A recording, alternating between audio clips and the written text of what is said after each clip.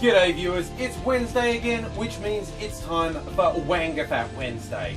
An acronym that means it's the day where I tell you who, or on occasion what, am I not giving a fuck about today. And today, I'm not giving a fuck about Alan fucking Jones. A little bit of backgrounder for international audience on two things. First, on Alan Jones. He's just a loudmouth, right-wing shock jock.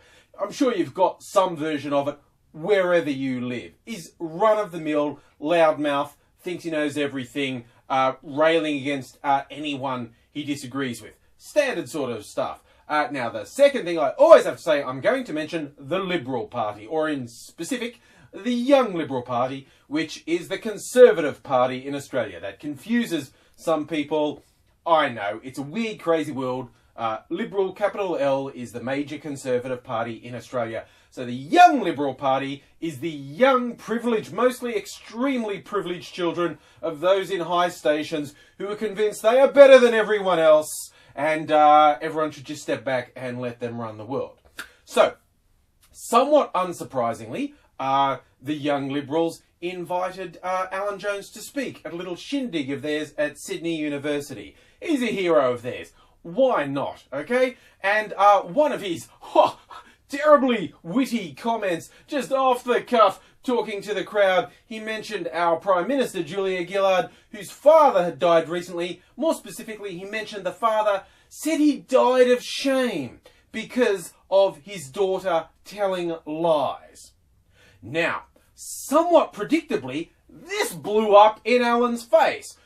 Who knew, right, that you could say one of the most disgusting, vile, hateful things imaginable, and people might hold you answerable to that? And how he got caught out is apparently one person in the audience was a journo for one of the... it's actually a Murdoch-owned tabloid, a conservative tabloid, but it was such a good story he couldn't resist. And apparently he was recording the talk, so he had that for backup. It was hilarious, the reactions. First, both the president of the Young Liberals and another significant Liberal Party figure said, he never said anything of the such. Play tape.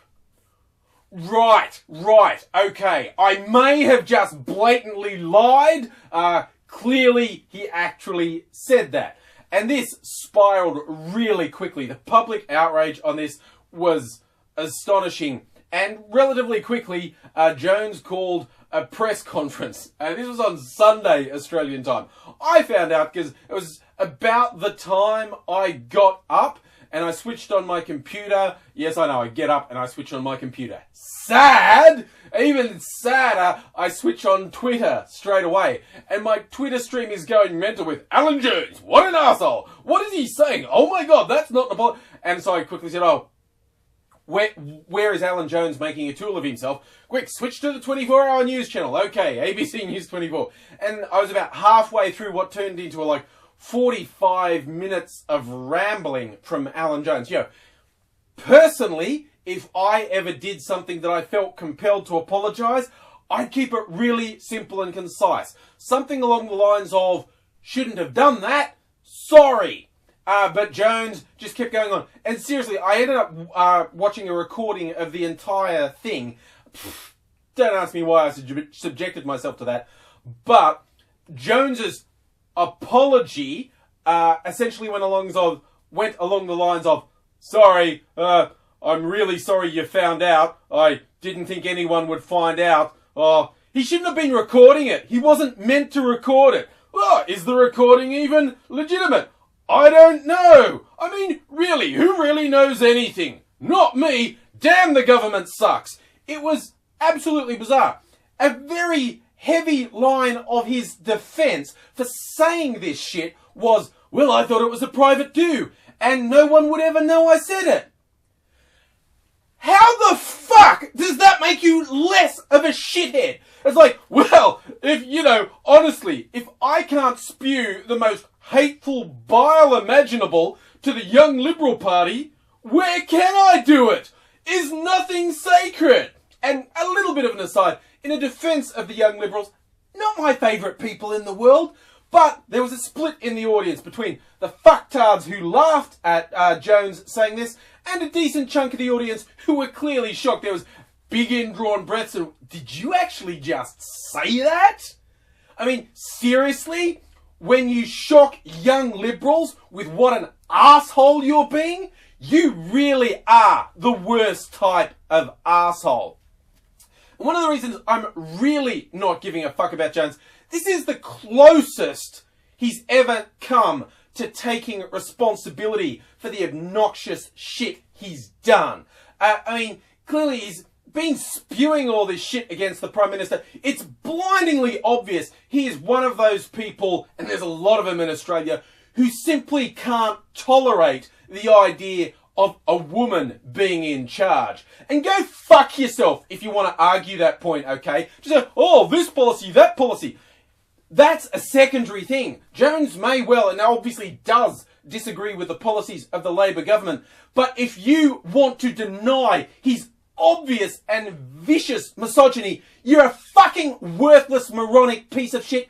And I seriously don't give a fuck about you. You are not worth paying attention to. You are worthless, meaningless, like Jones, cowardly, lying scum who can't even be honest.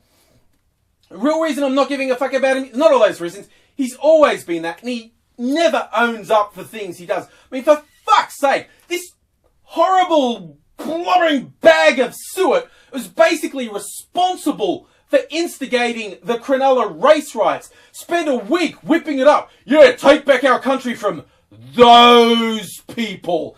And then when it exploded into this hideous, hate-filled bile on Cronulla Beach, he ran and hid. He was on leave. He never accepted responsibility for his role in it. He's a fucking coward. He's fucking scum. And anyone who considers defending him is an absolutely worthless, abominable excuse for a human being.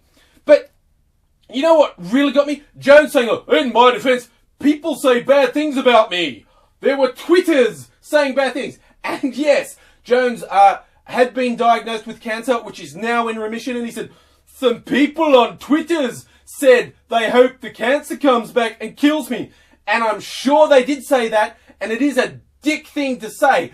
But the concept that someone who makes their living selling things on the media and has a platform to a huge audience and is making millions of dollars, the concept that them saying the most hateful, vile, imaginable public and whipping up this sort of negativity in public to a random fucking idiot nobody on Twitter, to suggest those two have any equivalency is the sort of mindless shit that really puts you in the basket of, I don't give a fuck about you.